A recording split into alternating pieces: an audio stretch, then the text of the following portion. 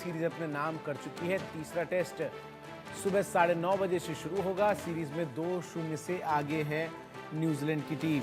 तो भारत और न्यूजीलैंड के बीच 3 टेस्ट मैचों की सीरीज का तीसरा टेस्ट मैच आपको बता दूं आज खेला जाएगा। और ऐसे में टीम इंडिया के लिए चुनौती होगी कि सीरीज में क्लीन स्वीप से उसे बचना होगा, क्योंकि न्यूजीलैंड जिस फॉर्म में इस वक्त खेलती नजर आ रही है, ऐसे में टीम इंडिया के लिए ये मैच जीतना बेहद अहम इस लिहाज से भी है क्योंकि विश्व टेस्ट चैंपियनशिप का अगर टीम इंडिया को फाइनल खेलना है तो इस मैच को किसी भी हालत में जीतना होगा।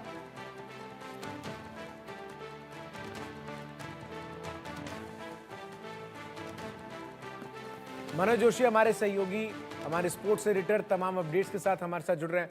मनोज जी, सीरीज का ये तीसरा मैच 9:30 बजे से टीम जब मैदान में उतरेगी, टॉस पर कितना निर्भर करता है वानखेड़े की इस पिच पर? देखिए, मुंबई की जो वानखेड़े स्टेडियम की पिच है, यहाँ पर अक्सर देखा गया है कि शुरुआती लम्हों में तेज गेंदबाज कहर बरपाते हैं। पिछले मैच में हेनरी नहीं खेले उनके, लेकिन विलियम राउर के हैं, साउदी हैं। अगर हेनरी को भी शामिल कर लिया तो कहीं बेंगलोर जैसे हालात ना पैदा हो जाएं, जहां 46 पर हम सिमट गए थे, क्योंकि यहाँ पिच पर जो नमी होती है और जो तेज हवाएं चलती हैं अरब सागर की, वो तेज गेंदबाजों को, खासकर सीमर्स और स्विंग बॉलर्स को बहुत मदद पहुंचाती हैं। अगर आप यहाँ पर 2 घंटे 1.5 घंटे लंच तक का समय आपने निकाल लिया तो फिर यहाँ पर हमने बड़ा स्कोर बनते हुए भी देखा है। तो सेफर साइड यही है कि आप टॉस जीतिए, पहले फील्डिंग करने का फैसला कीजिए, वो बेहतर होगा। क्योंकि पिच में ज्यादातर मैचों में हमने देखा है यहाँ ज्यादातर स्पिनर्स को मदद मिलती है चौथे 5वें दिन, लेकिन शुरुआत में जो पहले 3 दिन है वहां पर सीमर्स कहर बरपा सकते हैं, और वो भी खासकर शुरुआती 1 घंटे या 1.5 घंटे के खेल में। जी बिल्कुल। और जिस तरीके से इस पूरी सीरीज में टीम इंडिया का प्रदर्शन मनोज जी रहा है, प्लेइंग 11 में क्या कुछ बदलाव आज आप उम्मीद कर रहे हैं? देखिए, ये बड़ा असमंजस की स्थिति है कि क्या हम 3 स्पिनर और 2 पेसर्स के साथ जाएं या 3 पेसर्स और 2 स्पिनर्स के साथ जाएं। अगर टॉस हम जीतते हैं या पहले बल्लेबाजी करने का हमें फैसला करते हैं तो आप 3 स्पिनर्स के साथ जाइए। पहले फील्डिंग करने का अगर हम फैसला करते हैं तो 2 की जगह आप 3 पेसर्स के साथ भी जा सकते हैं। तो क्योंकि पिछली बार आपने देखा कि अश्विन और जडेजा वैसा प्रदर्शन नहीं कर पाए जिसके लिए कि वो जाने जाते हैं। आलम यह था कि उनके बल्लेबाजों ने हमारे स्पिनर्स को ज्यादा अच्छे तरीके से खेला, जबकि हमारे बल्लेबाज उनके स्पिनर्स को उतने अच्छे तरीके से नहीं खेल पाए। और ये मत भूलिए कि एजाज पटेल ने यहाँ 14 विकेट चटकाए थे मुंबई में, जब 10 के 10 विकेट उन्होंने एक पारी में चटकाए थे, वो यही वानखेड़े का मैदान था। और मिचेल सेंटनर, वो भी लेफ्ट आर्म स्पिनर हैं और उन्होंने भी कमाल का प्रदर्शन किया।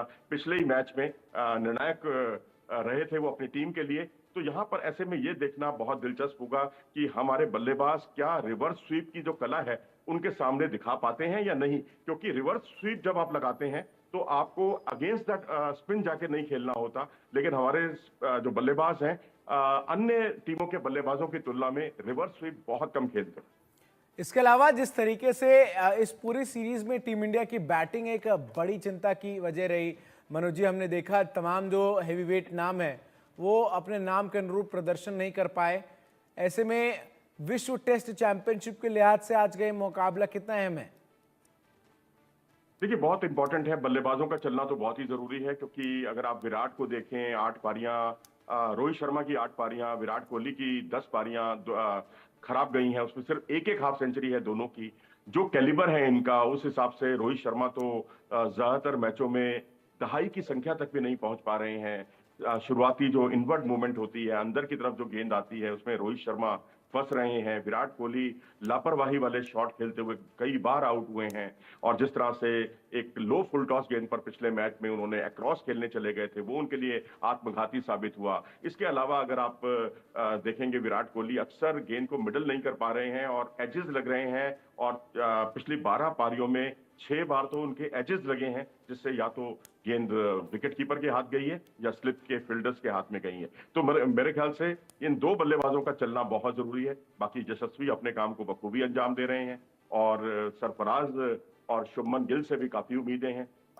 अगर ऐसा ही प्रदर्शन करते रहे और उसमें विराट और रोहित का प्रदर्शन और जुड़ जाए तो मेरे ख्याल से हम बड़ा स्कोर खड़ा कर सकते हैं। और जी एक सवाल और है कि अजिंक्य रहाणे और चेतेश्वर पुजारा की कमी इस टीम को मुझे लग रहा है बहुत ज्यादा खल रही है। आपको टेस्ट में ऐसे बल्लेबाज चाहिए जो रुक कर एक दिन पूरा खेल सकें, 100 गेंद खेल ले, रन भले ही 20-30 बनाए, वैसे बल्लेबाज अगर हम एक रोहित शर्मा और विराट कोहली को छोड़ दें तो और इस टीम में नजर नहीं आते। जितने भी युवा बल्लेबाज हैं वो सब T20 फॉर्मेट से खेलने वाले बल्लेबाज जो है वो नजर आते हैं। तो ऐसे में किसके ऊपर ये जिम्मेदारी होगी कि वो जो रिप्लेसमेंट है वो बने चेतेश्वर पुजारा और अजिंक्य रहाणे का? मैं तो कहता हूं मौजूदा फॉर्म को देखते हुए विराट और रोहित को भी क्यों छोड़ा जाए, उनको भी अपवाद स्वरूप क्यों लिया जाए, क्योंकि वो भी बिल्कुल नहीं चल पा रहे हैं। तो अब ऐसी स्थिति में चेतेश्वर पुजारा आपने बहुत अच्छा नाम लिया, एक ऐसा खिलाड़ी जो जिसने मैच जिताए भी हैं, मैच बचाए भी हैं आपको। और ब्रिस्बेन गाबा में जो हमने जीत का सेहरा जो है शुभमन गिल और ऋषभ पंत के सिर पर बांधा था, उसकी आधारशिला रखने वाले पुजारा ही थे, जिन्होंने शानदार हाफ सेंचुरी बनाई थी। शरीर के हर हिस्से में उनके करीब करीब गेंद लगी थी बहुत, तब भी उन्होंने हिम्मत नहीं हारी।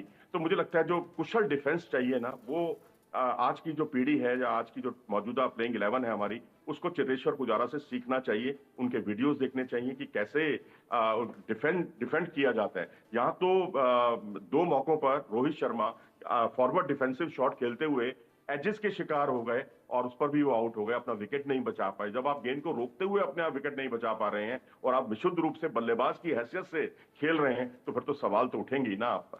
जी। और चूंकि जब हम पुजारा की बात कर रहे हैं मनोज जी, पुजारा ने रिटायरमेंट नहीं लिया है अभी, तो गुंजाइश है क्या उनकी वापसी की, पुजारा हो या फिर रहाणे हो, दोनों की? देखो जी, पुजारा ने पिछले मैच में सेंचुरी भी बनाई है, 150 के आसपास रन बनाए हैं। और अब क्योंकि टीम मैनेजमेंट जो है पीछे नहीं सोच रहा, आगे की सोच रहा है, आगे चल लेकिन कोई मतलब नहीं है आगे की सोचने का। आप वर्तमान में जियो, फ्यूचर की चिंता मत करो।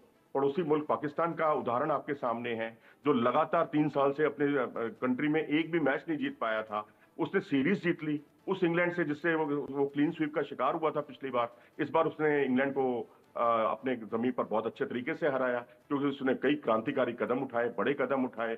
बाबर आजम से लेकर तमाम शाहिन शाह अफरीदी और नसीम शाह सबको बाहर बिठा दिया और कई 36 साल के 38 साल के प्लेयर्स को टीम में शामिल किया। मतलब वर्तमान में जियो और फ्यूचर की चिंता आप ना करो, वो एक आदर्श स्थिति है।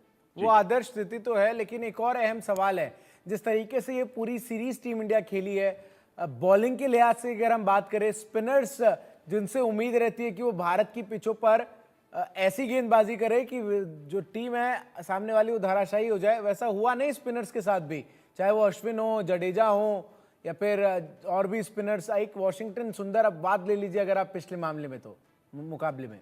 ये बिल्कुल सही कहा आपने, वाशिंगटन सुंदर ने बहुत ही बेहतरीन गेंदबाजी की, दोनों पारियों में उन्होंने कमाल का प्रदर्शन किया। लेकिन जिस तरह से जडेजा बिल्कुल बेअसर साबित हुए, विकेट टेकिंग बॉलर ही नहीं लगे। अश्विन को देखें, अश्विन बेअसर साबित हुए। ऐसा हमने कभी अपनी कंडीशंस में उनको जूझते हुए कभी नहीं देखा इन दोनों बॉलर्स को। और अगर आप टॉम लाथम को देखें, जिस तरह से उन्होंने स्पिनर्स की धुलाई की है, वो मैं समझता हूं दोनों टीमों के बीच का एक बहुत बड़ा अंतर साबित हुआ। लेकिन टॉम लाथम से हमारे भारतीय बल्लेबाजों को सीखना चाहिए, मैं तो कहूंगा। जी बिल्कुल। एक और अहम सवाल है, चूंकि हम विश्व टेस्ट चैंपियनशिप के लिहाज से बात कर रहे हैं, तो टीम इंडिया को इसके बाद बॉर्डर गवास्कर ट्रॉफी भी खेलनी है टेस्ट में, और ऐसे में आपको वहां पर ऐसे बल्लेबाज जरूर चाहिए जो आपके लिए रुक कर खेल सके। जैसा कि आपने खुद बताया कि हमने जीत का सेहरा भले ऋषभ पंत के सर पर बांध दिया था गाबा के मैच के बाद, लेकिन चेतेश्वर पुजारा ने जो भूमिका निभाई वो भी काफी अहम थी उस परिस्थितियों में। तो और चूंकि बॉर्डर गवास्कर ट्रॉफी के लिए टीम की घोषणा हो गई है, ऐसे में ये अहम होगा कि या तो सरफराज खान या फिर और किसी बल्लेबाज को वो जिम्मेदारी आगे बढ़कर लेनी होगी कि वो इनिंग्स जो है वो होल्ड कर सके। देखो जी, जितना आपको अभी चिंताएं नजर आ रही हैं, मेरे ख्याल से बॉर्डर गवास्कर ट्रॉफी में विराट के प्रदर्शन को लेकर आपको बहुत ज्यादा चिंतित होने की जरूरत नहीं है, क्योंकि उनका प्रदर्शन बहुत आला दर्जे का रहा है। लेकिन हाँ, पुजारा के बारे में विचार किया जा सकता है, क्योंकि ये वही पुजारा है जिन्होंने ऑस्ट्रेलिया के दौरे में बॉर्डर गवास्कर ट्रॉफी के दौरान, पिछली से पिछली बॉर्डर गवास्कर ट्रॉफी की मैं बात कर रहा हूँ, 3 सेंचुरी बनाई थी, मैन ऑफ द सीरीज थे, मैच के हीरो साबित हुए।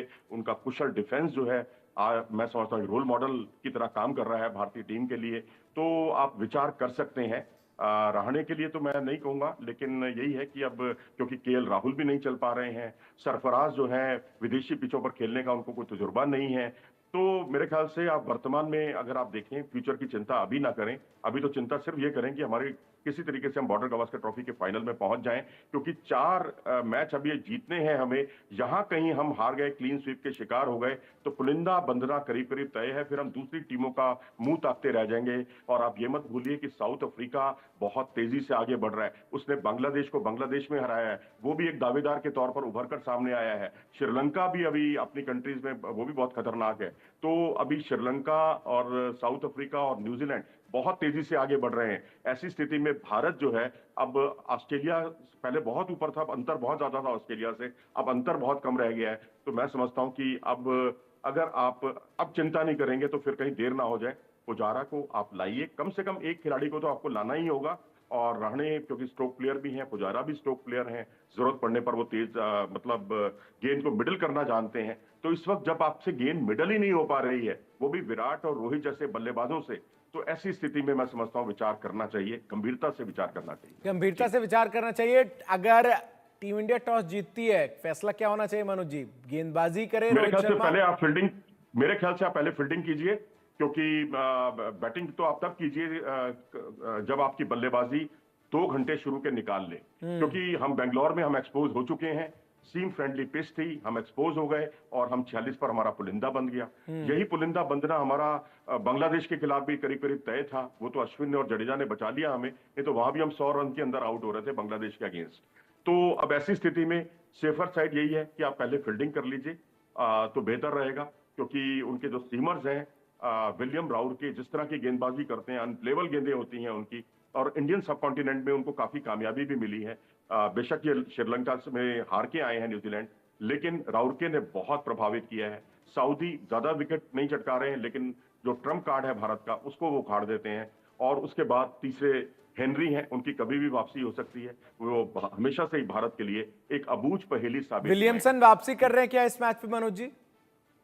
विलियमसन नहीं खेलेंगे जी, विलियम राउरके की बात कर रहा हूं मैं, कि वो जरूर खेल रहे हैं तेज नहीं, गेंदबाज के तौर पर। खबरें ऐसी आई थी कि केन तीसरे विलियमसन नहीं टेस्ट खेल रहे मैच हैं। में सेन, बिल्कुल ये स्पष्ट केन हो गया। विलियमसन नहीं खेल रहे हैं, जैसे कि खबरें वहां से मुंबई से मिली हैं। ठीक है, इसके अलावा एक गेंदबाज का नाम लेना बहुत जरूरी है। क्या टीम इंडिया अपने पेस अटैक में टेस्ट फॉर्मेट में उनके न मौजूद होने को मिस कर रही है? मोहम्मद शमी? मोहम्मद शमी की कमी खल रही है जी। अब देखिए, जो चीजें अपने हाथ में नहीं है उस पर हम क्या विचार करें, लेकिन हाँ, चिंतित होना बहुत लाजमी है। क्योंकि ये कहा जा रहा था कि आकाशदीप उनका विकल्प है, क्योंकि सीम मूवमेंट जितनी अच्छी शमी के पास है, वैसे ही आकाशदीप के पास है। दोनों बंगाल से खेलते हैं और दोनों का प्रदर्शन भी बहुत ही सराहनीय रहा है, शानदार रहा है। तो ऐसी स्थिति में, क्योंकि आकाशदीप ने पिछले मैच में बहुत निराश किया था, उस तरह की गेंदबाजी उनकी नहीं थी, तो इससे चिंताएं भारत की बढ़ना बहुत लाजमी है। क्योंकि पिछले मैच में हमने देखा कि जो सिराज थे पिछले से पिछले मैच में, वो नहीं चले, बुमराह अकेले पड़ गए। यहां पर फिर बुमराह अकेले पड़ गए, क्योंकि आकाशदीप का उतना साथ नहीं मिला। तो आपने बिल्कुल ठीक कहा कि शमी एक ऐसे प्लेयर है, मुकम्मल प्लेयर है, उनकी सीम मूवमेंट अक्सर कहर बरपाती है और टीम के लिए बहुत उपयोगी साबित होते हैं। उनकी कमी वाकई भारत को बहुत खल रही है इस समय। उनकी कमी तो खल रही है, लेकिन जिस तरीके से टीम इंडिया का प्लेइंग 11 भी नजर आता है, मुझे जो दोनों टेस्ट मैचेस में प्लेइंग 11 नजर आया मनोज जी, वो थोड़ा सा कंफ्यूज प्लेइंग 11। आप इस बात को फैसला नहीं कर पा रहे कि आपको ज्यादा गेंदबाज खिलाने हैं, ये बल्लेबाज, आपको कॉम्बिनेशंस क्या सही नहीं बैठ रहे हैं। वॉशिंगटन सुंदर आप एक सरप्राइज के तौर पर पिछले मैच में लेकर आए, जो कि सफल रहे, लेकिन अभी भी मुझे लग रहा है कि एक एक्सपेरिमेंट के फेज से ही प्लेइंग 11 को लेकर जो कोच गौतम गंभीर है वो इस वक्त करते नजर आ रहे हैं। नहीं, देखिए, बॉलर और बैट्समैन को लेकर तो कोई हमारी समस्या नहीं है। समस्या सिर्फ ये है कि हम एक अतिरिक्त स्पिनर खिलाएं या अतिरिक्त पेसर खिलाएं। हम 3 स्पिनर और 2 पेसर से उतरें, या 3 पेसर और 2 स्पिनर के साथ उतरें। हमने कोई 5 गेंदबाजों से कोई कंप्रोमाइज नहीं किया कभी भी। लेकिन बस समस्या यही है कि किसको खिलाएं, किस बॉलर को खिलाएं। क्योंकि यहाँ पर सीम फ्रेंडली पहले 3 दिन तक रहता है मामला, तो यहाँ आप एक अतिरिक्त पेसर के साथ जा सकते हैं। लेकिन ज्यादा समय जो है यहाँ स्पिनर्स को मदद मिलती है, आखिरी 2 दिनों में भी और तीसरे दिन भी लंच के बाद से स्पिनर्स को काफी मददगार साबित होता रहा। और भारत का प्रदर्शन भी यहाँ काफी अच्छा रहा है। हमने न्यूजीलैंड को हराया भी था। ये वही मैच था जिसमें न्यूजीलैंड की तरफ से एजाज पटेल ने सभी 10 विकेट चटकाए थे, लेकिन मैच भारत जीता था।